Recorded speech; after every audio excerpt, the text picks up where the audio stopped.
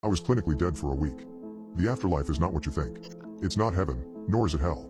At first, it was my patient that experienced it. It would be me that followed shortly after. Jason, the one that signed up for this, was concerned. What if you can't bring me back? I sighed. We've run multiple trials, and I can assure you that you're perfectly safe in our hands.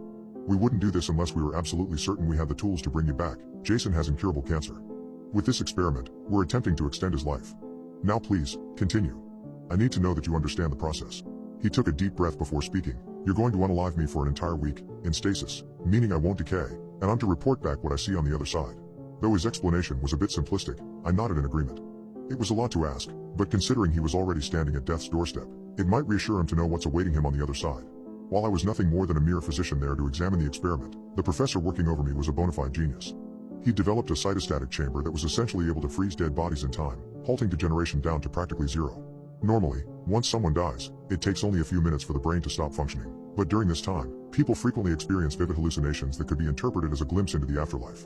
What Professor Hall theorized was that a true experience of death only occurs after the brain has lost all neural activity. The issue being that once someone reaches that stage, permanent brain damage would be the inevitable result, thus the chamber, able to halt necrosis until we could bring the subjects back. And our first willing subject would be Jason Moore.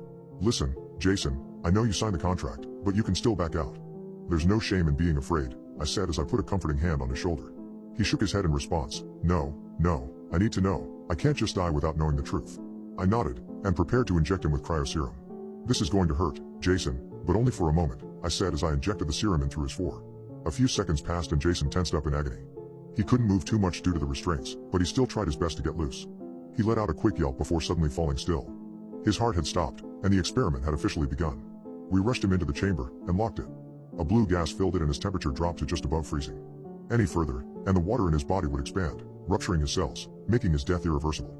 The low temperature combined with the serum would keep him in stasis for the next 7 days while we patiently waited, keeping a close eye on his status.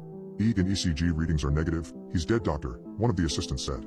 Keep monitoring him for the next 24 hours. If there's any sign of life, let me know, I ordered. The Hall-modified electroencephalography, or HEEG, was a tool specifically designed by Professor Hall to measure electrical activity beyond what we thought was possible, and had shown that during brain degeneration, small signals are given off. He'd previously proven that it could not only read signals from the brain, but translate them. Essentially, what it came down to was a tool that could read the unconscious mind, but if Jason was truly dead, or in stasis, we shouldn't see anything at all. An absolute confirmation of death. A day passed, and we'd gotten through the crucial stage of Jason's death. If there were to be any complications, they should have already happened, which put us at ease while we waited for the remainder of the week to get by. As we waited, I spent a lot of time by Jason's side. I'd signed up for the program following a near-death experience of my own. Though I had only been legally dead for a couple of minutes, I'd seen a whole world, different from our own. Those 2 minutes were the best of my entire life, and I ached to return, if only vicariously through someone else. On the 4th day of the experience, we detected a small anomaly in Jason's HEEG reading. Just a blip, but enough to be concerned. We immediately called Professor Hall for help, asking if the signal could be translated, or if the machine had just malfunctioned. He took the readings back to his office, and we didn't hear from him for the next 2 days. As the 6th day rolled around, Professor Hall didn't even show up at the laboratory. Any attempt at calling him was met with an answering machine, and we quickly grew concerned by his absence. We then sent one of the researchers to check on him, but his work apartment had been vacated, without any clue as to where he'd gone. We were left alone to deal with Jason, who only had 1 day left in stasis, and the anomalous HEEG had provided us with a continuous signal, which in theory should have been impossible, yet we proceeded with the experiment. As the 7th day arrived, we counted the minutes until Jason's awakening. We administered adrenaline, and a binding agent, meant to remove as much as the cryoserum as possible without causing permanent damage.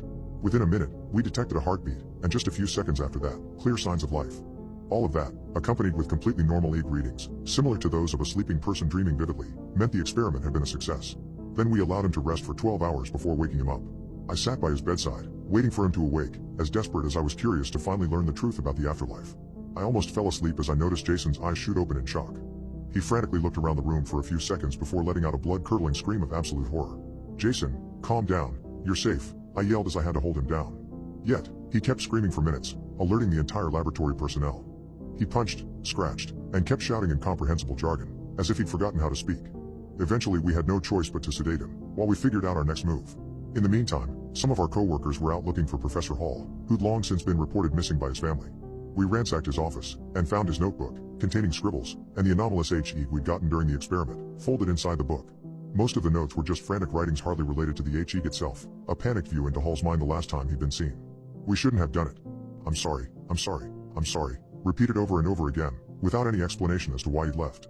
While no translation was available for the HE, Hall had taught me the basics, and with enough effort I managed to get a rough view into Jason's dead mind. I couldn't believe it at first, but I checked again, and again, and again, and the readings appeared to gather enough thoughts to fill 100 lifetimes, meaning that in the short 7 days Jason had been dead, he'd experienced several thousand years of suffering, enough to render him absolutely insane. After making sure I was reading the translation correctly, I was horrified to learn what Jason had seen on the other side. He'd seen nothing. For thousands of years, Jason had remained conscious on the other side of life, in eternal darkness, never experiencing anything other than his own thoughts. They've ran experiments in the past, anhedonic chambers devoid of light and sound, and that alone is enough to drive people mad in only a few hours, but Jason had suffered through it for millennia, all alone, with no chance of escape. I spent the next weeks looking over old records left behind my hall, where he'd recorded HE of deceased individuals as they decayed. While their readings were harder to interpret due to the nature of necrosis, with Jason as a control, I could determine that everyone ends up in the same place once they die. A world which is nothing more than a lonely void, occupied only by yourself and your deteriorating consciousness for all of eternity. Life is all there is, and death is utter, conscious emptiness. There's nothing on the other side, no hell, no heaven, just nothing. And nothing is far worse than death itself.